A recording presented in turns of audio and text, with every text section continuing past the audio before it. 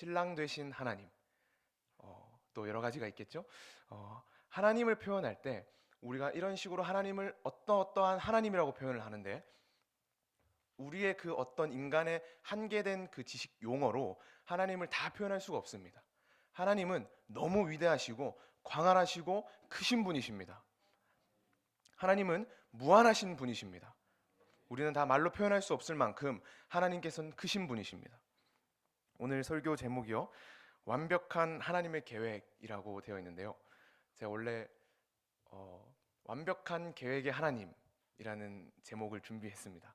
그래서 우리 하나님을, 완벽한 계획을 이루시고 성취하시는 우리 하나님을 우리가 이 시간 함께 바라봤으면 좋겠습니다. 하나님께서는 인간의 눈에서 알 수 없는, 그러니까 우리의 시선으로는 알기 어려운 그 일들조차도 하나님께서는 완벽하게 그 시나리오대로 이뤄가시는 분이십니다. 어떤 상황에서도 하나님은 포기치 않으시고 완벽하게 주관하시는 하나님이십니다. 아멘. 그래서 이제 설교에 앞서서 우리의 어떤 지식 가운데, 또 여러분 책을 읽으면서, 또 저도 신학 공부를 하면서 어떤 인사이트를 얻곤 합니다. 아, 하나님이 이런 분이시구나. 하나님이 이런 분으로 정의가 될 수 있구나. 아, 조직 신학에서 말하는 하나님은 이런 분이시구나. 제가 이렇게 깨닫곤 합니다. 근데 우리가 어떤 지식과 책과 이런 것들을 통해서 배울 때요, 한 단계 더 나아갔으면 좋겠습니다.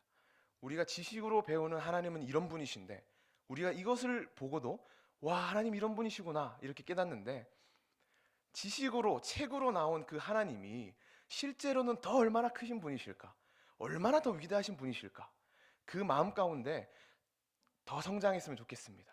지식으로 아는 하나님이 아니라 그보다 지식을 초월하신 그 하나님, 우리가 그것을 지식에 넘치는 그 사랑이라고 합니다. 성경에서 말하는.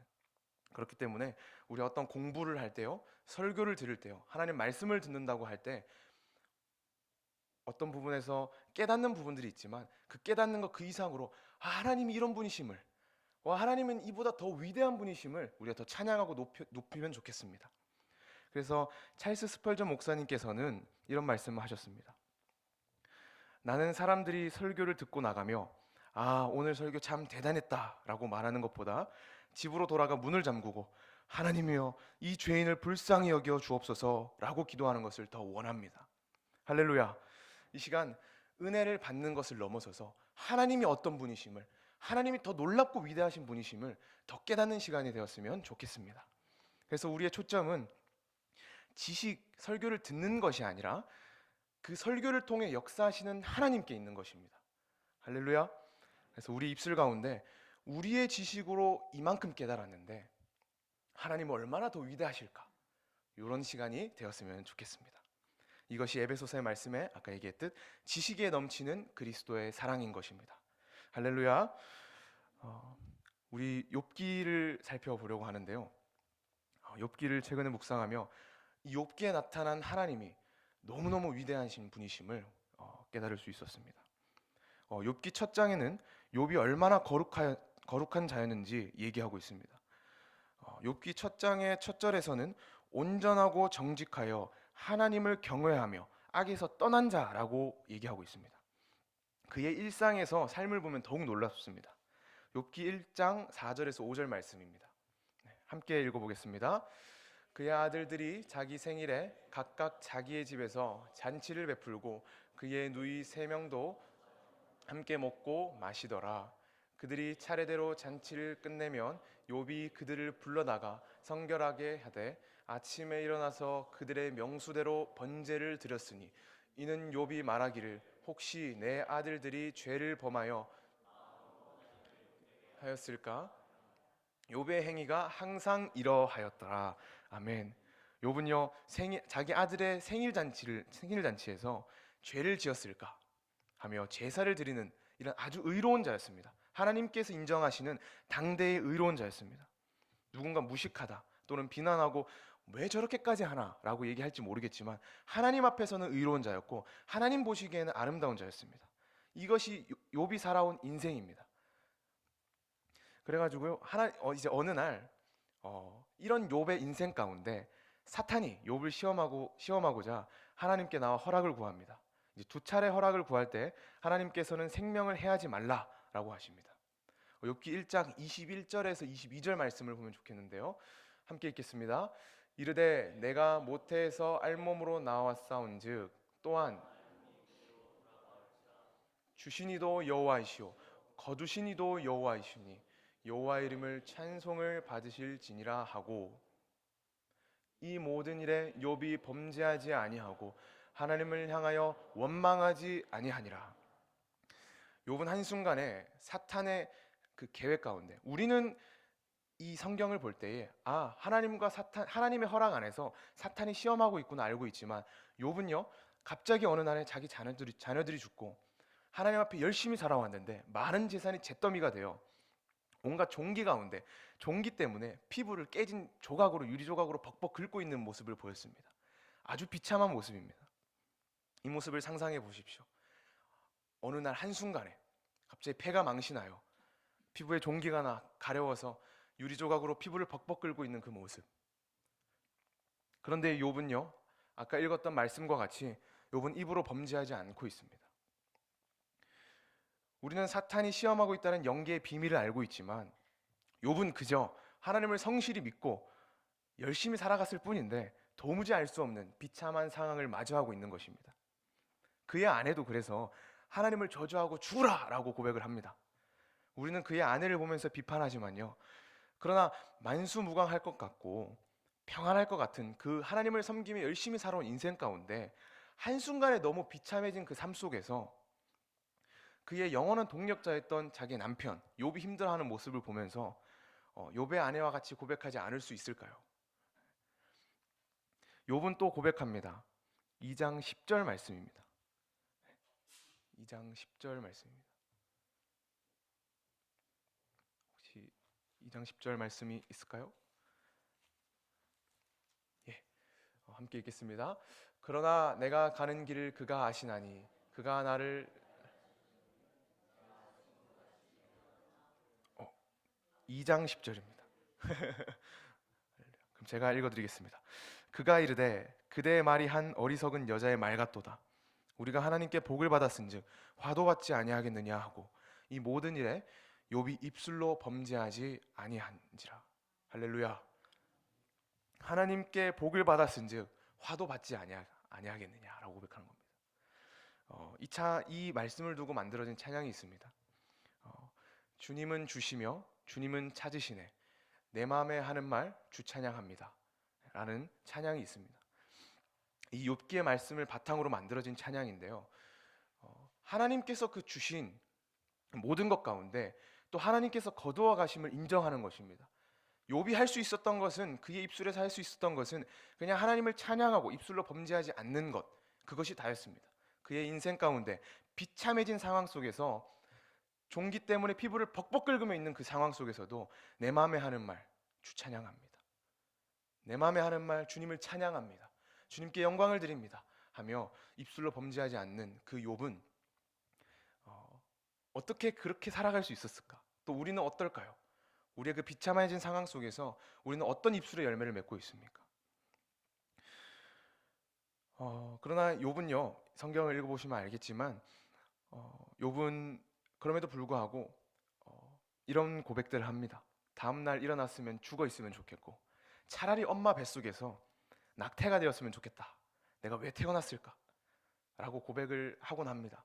그러나 욥은요, 그만큼 힘들고 비참하고 이해할 수 없는 상황이었음에도 불구하고 입술로 범죄하지 않고 하나님께서 의롭다라고 여기신 겁니다. 할렐루야. 우리의 고백도 이러한 고백이 되길 원합니다.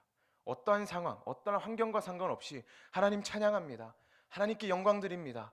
하나님 경배합니다. 우리의 아무리 비참한 상황 속에서라도 하나님께서 그 고백을 가장 기쁘게 받으실 줄 믿습니다.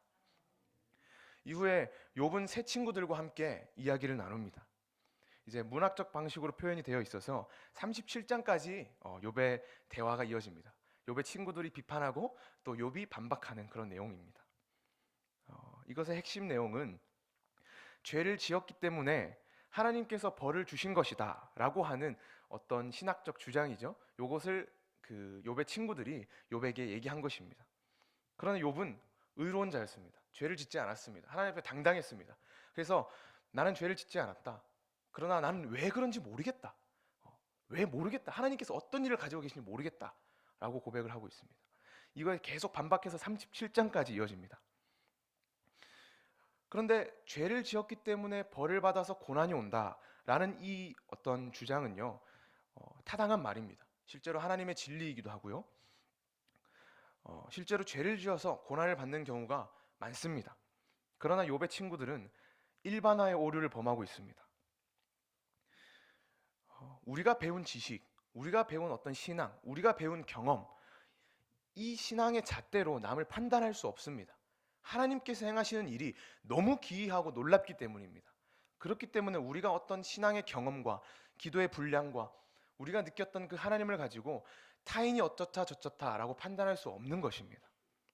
우리는 이것을 욥의 세 친구들을 통해서 알 수 있습니다. 당연하다라고 하는 그 지식조차도 하나님 앞에 100% 순복해야 할 줄 믿습니다.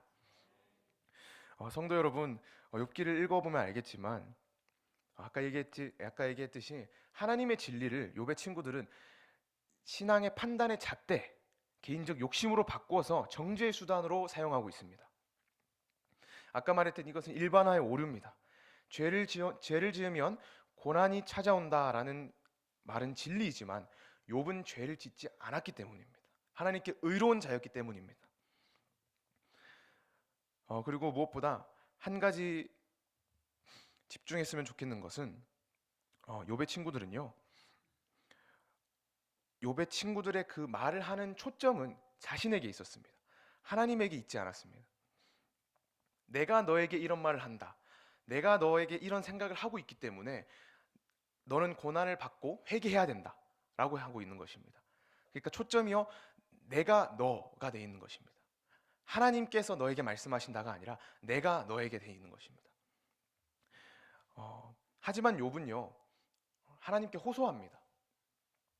욥의 그 억울한 친구들의 말, 자신의 영원한 동력자 같았던 그 아내의 말, 하나님을 버리고 죽으라라고 말하고 있는 그 말 속에서 피부를 벅벅 끓고 있고 자기의 자식들이 다 죽었고 재산이 몰수당했던 그 상황 속에서도 하나님께 호소합니다. 하나님께 자신의 고통을 호소합니다. 이것이 욥과 욥의 친구들의 차이입니다. 하나님께서는 자신에게 호소한 자를, 자신에게 부르짖는 자를 보고 계신 것입니다. 욥의 친구들은요, 아까 얘기했다시피 내가 나와 너의 초점이 되어 있고 욥은 하나님께 초점이 되어 있습니다. 이것을 잘 보면요, 그렇기 때문에 욥은 하나님께 부르짖는데 하나님은 응답을 하시지 않으세요. 욥기 37장까지 단 아무 말씀도 하시지 않습니다. 하나님과 대화를 요구합니다. 하나님께 중보자를 요구하고 있습니다. 그러나 하나님께서 응답하지 않고 계십니다. 여러분, 친구들이 자신을 정죄하고 인생이 망해버린 그 상황 속에서 하나님께서 응답하시지 않는다라고 하는 그 사실이 얼마나 절망스럽고 얼마나 고통스럽겠습니까? 그래서 욥은 서두에 얘기했듯이 차라리 나를 내일 아침에 일어났으면 죽었으면 좋겠고 어머니 뱃속에서 안 태어났으면 더 나았을 것이다 라고 얘기하고 있는 것입니다.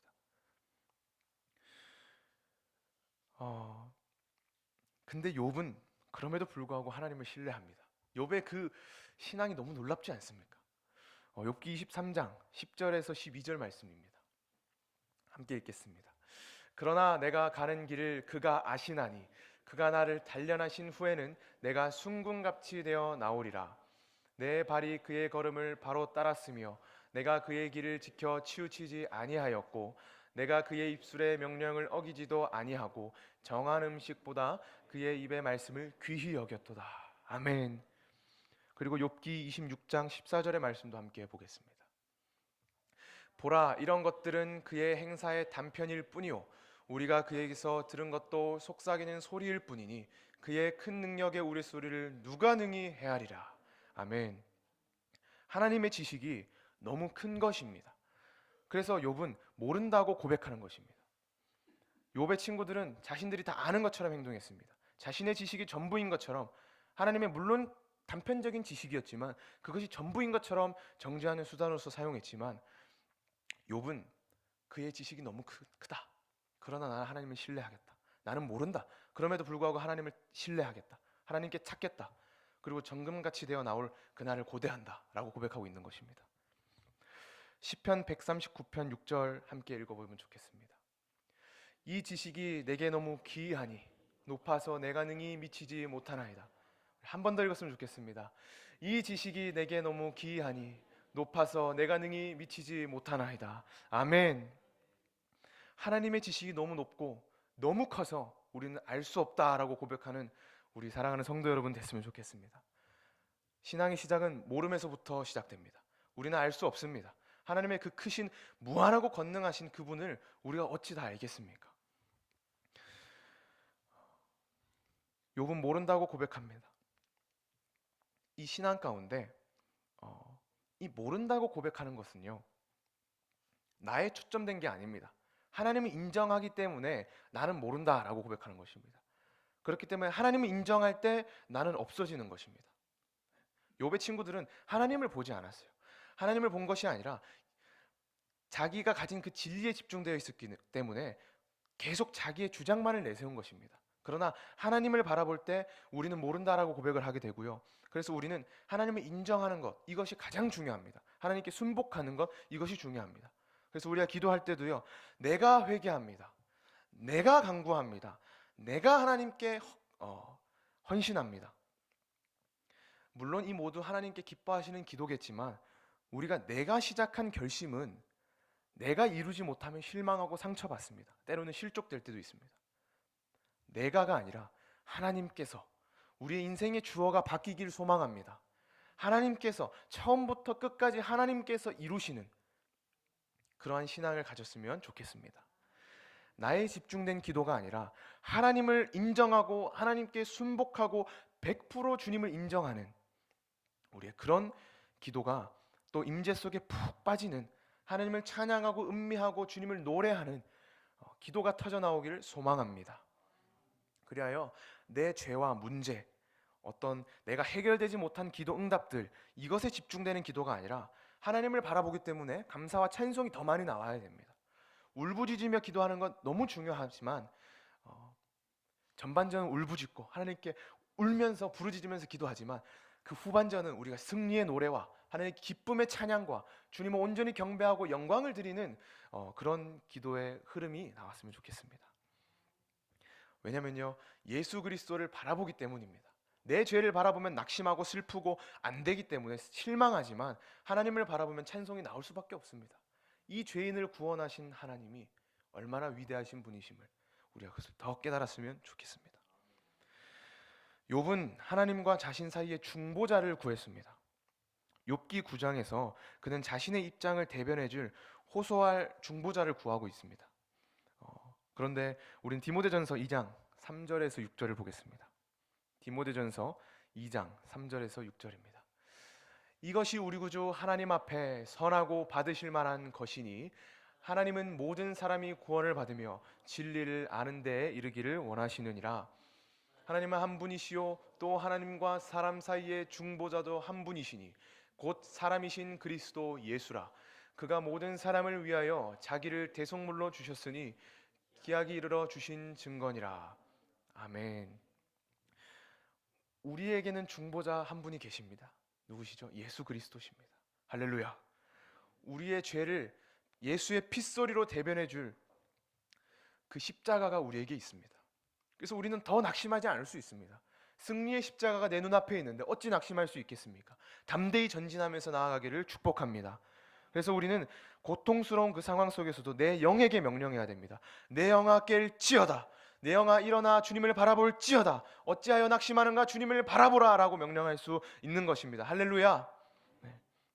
그리고요, 욥기에서 이런 37장까지의 논쟁을 끝내고 38장부터는 하나님께서 침묵을 깨고 말씀하십니다. 하나님께서 하시는 말씀은 너무 놀랍습니다. 성경을 읽으면서 묵상해 보셨으면 좋겠습니다. 하나님의 위대하심, 놀라우심, 광대하심, 이 어떤 형용사로도 표현할 수 없는 그 하나님을 본인이 계시하고 계시고 말씀하고 계십니다. 나는 이런 하나님이다. 내가 이것을 아느냐? 욥에게 말씀하고 있습니다. 할렐루야. 우리는 하나님의 그 위대하심과 강대하심을 알면요, 우리의 입을 다물 수밖에 없습니다. 하나님을 이렇게 바라보는데 욥이 불평불만하고 하나님 나를 만나주세요, 하나님 내가 주님을 찾습니다 하지만 하나님께서 딱 나오시니까 욥이 아무 말도 하지 못합니다. 그래서 욥기 42장을 다시 보면요, 하나님께서 욥이 고백하기를 주께서는 못하실 일이 없사오며 무슨 계획이든지 못 이루실 것이 없는 줄 아오니 무지한 말로 이치를 가리는 자가 누구니까. 나는 깨닫지도 못한 일을 말하였고 스스로 알 수도 없고 헤아리기 어려운 일을 말하였나이다 라고 고백하고 있습니다. 하나님의 광대하심을 알고 그 놀라우심을 알 때 우리는 우리의 목소리를 줄일 수밖에 없고 우리를 나타낼 수 없습니다. 그래서 우리는 하나님의 강대하심을 알수록 와 하면서 우리의 목소리가 사라질 수밖에 없는 것입니다. 하나님이 너무 위대하시기 때문입니다. 할렐루야. 우리 주님은요, 너무 위대하신 분이십니다. 너무 광대하신 분이시고요, 너무 크신 분이셔서 제가 말로 이렇게 표현을 하고 싶지만 말로 표현할 수 없을 만큼 대단하시고 위대하신 분이십니다. 우리의 인생의 그 하나님이, 우리의 말로 표현할 수 없는 그 하나님이 우리의 인생의 주인이 되어 내가 주인 되었던 삶이 하나님이 주인 되는 삶으로 바뀐다면 우리의 인생은 이전과는 달라질 수밖에 없는 것입니다. 할렐루야. 욥은 그래서 5절의 말씀에 내가 죽게 되어 귀로 듣기만 하였사오나 이제 눈으로 주를 배움나이다 라고 고백을 합니다. 욥은 고난 이전에도 이미 완벽한 인생이었습니다. 영적으로도 육신으로도 부족할 것이 없는 인생이었습니다. 그의 인생에 알 수 없는 하나님의 계획을 경험한 후에 그는 이제는 눈으로 주를 배움나이다 라고 고백을 합니다. 우리는 우리의 잘남을 내세울 수 없는 존재입니다. 우리가 이만큼 헌신을 했고 이만큼 신앙생활을 했고 우리가 이만큼 경험했고 기도를 많이 했다, 하나님 앞에서는 100% 무너져야 될 영역들입니다. 완벽해 보이는 그 순간에도요, 하나님을 고백할 때 하나님의 높으심만을 인정할 수밖에 없습니다. 할렐루야. 욥기는 귀로 듣기만 하였사오나 우리는 먼저 들어야 합니다. 하나님 말씀을. 솔로몬이 구했던 그 지혜, 또 레브쇼메아, 듣는 마음이었습니다. 우리의 목소리, 우리의 감정, 우리의 불쑥불쑥 올라오는 느낌들과 감정들, 이것들을 다 내려놔야 합니다. 중단시켜야 합니다. 욥기의 인생도 하나님을 두려워하며 살아왔습니다. 그와 같이 우리도 주님의 음성을 들어야 합니다. 우리의 목소리를 내려놓고 우리를 부인하며 예수 그리스도 하나님의 음성을 가만히 귀 기울여서 들어야 합니다. 그럴 때, 더 깊이 나아갈 때 고난을 통해서 눈으로 주님을 뵙는다는 고백과 같이 우리의 음성을 가만히 들으며 주님을 바라보는 것입니다. 우리가 주님을 직접 뵙는 것입니다. 할렐루야.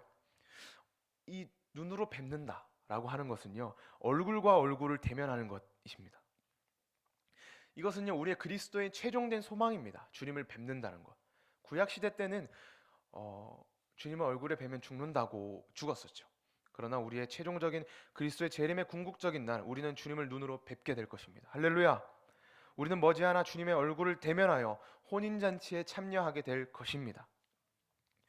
욥기는 초월자 하나님의 완벽한 시간의 계획표와 시나리오 안에서 차근차근 움직여가고 있습니다. 욥기 전체를 볼 때 우리는 알 수 있습니다. 놀라운 인사이트가 있습니다. 처음에 사탄과 욥의 문제를 논의하신 분도 하나님이십니다. 사탄에게 욥을 괴롭히도록 허락하신 분도 하나님이십니다. 각 재난의 한계도 정하신 분도 하나님이십니다.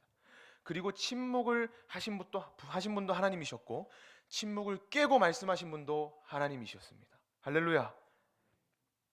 욥기를 볼 때요, 욥의 고난에 집중하지 않습니다. 우리는 그 가운데 역사하셨던 하나님을 봅니다. 모든 것을 주관하셨고 모든 것을 하나님의 그 시나리오와 시간표 안에서 움직여 가고 계신 것입니다. 그래서 욥은 아무 말 못합니다. 무지한 말로 이치를 가린 자가 누구겠냐. 깨닫지도 못한 일을 말하는 자, 스스로 알 수도 없고 헤아리기 어려운 일을 내가 말했다. 그래서 이제 내가 주님을 듣기만 하였사오나 이제 주님을 눈으로 뵙는다라고 고백할 수밖에 없는 것입니다. 하나님께서 말씀하실 때 욥은 아무 말도 하지 못했습니다. 그리고 이렇게 고백합니다. 내가 이제 눈으로 주님을 배웁나이다. 이렇게 고백할 수밖에 없는 것입니다. 우리는 욥의 고난 이후에 우리 또한 주님을 보게 될 것입니다. 할렐루야. 재림을 소망하십니까? 마라나타, 하나님 다시 오실 날을 소망하십니까? 우리는 주님과 얼굴을 대면하게 될 것입니다. 이 세상은 알 수 없는 고난으로 사실 많이 가득 차 있습니다. 특히 앞으로의 시대는 더 많은 고난과 핍박이 다가오게 될 것입니다. 성경 곳곳에 예언한 대로 하나님의 말씀이 성취될 때 우리는 고난을 받는 자들이 되어야 할 것입니다. 오늘 오전에도 말씀했듯이 우리는 좁은 문을 걸어가야 할 것입니다. 이 땅에서 어떤 누렸던 부귀 영화들도 하나님 앞에서 철저하게 무너질 것입니다. 근데 우리는 그 환난 가운데 낙심하지 않을 수 있습니다.